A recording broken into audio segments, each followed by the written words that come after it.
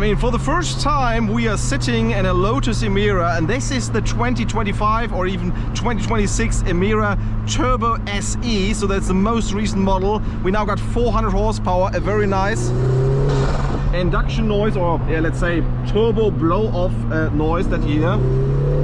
I really like it. I mean, it's almost like that noise you get from the GT4 RS, that induction noise. It's a lot of fun, even some pops.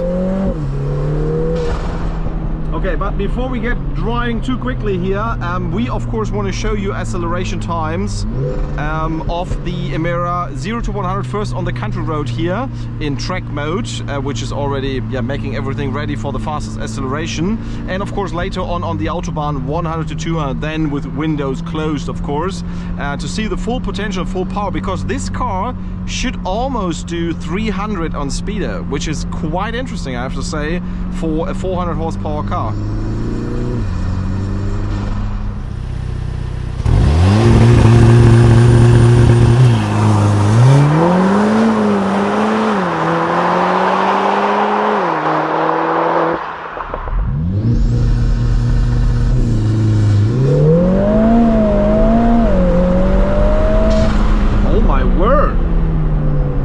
That was a 3.98 seconds. That's 4 seconds dead corrected. I'm not sure if I read 4.4 in the press material, so that's at least the time the car is supposed to do. Let's do another run to validate that, but wow. I mean, before somebody's bashing, I mean, this is rear-wheel drive only, of course, so sub 4 seconds is quite impressive, I have to say.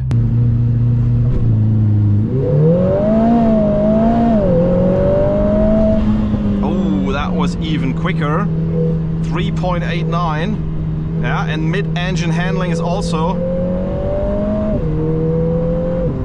quite nice, I have to say. The time needs to be a tiny bit corrected, but it's still sub 4 seconds. So without further talking, let's head out onto the Autobahn to see full potential, 100 to 200. Really looking forward to that.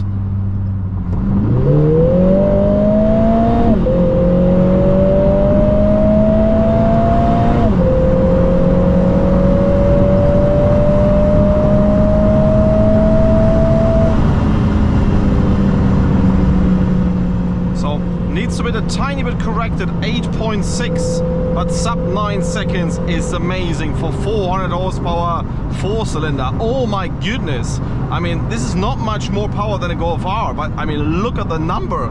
I mean, we're looking at a gap of 3.5 seconds. This is RS6 speed. Wow.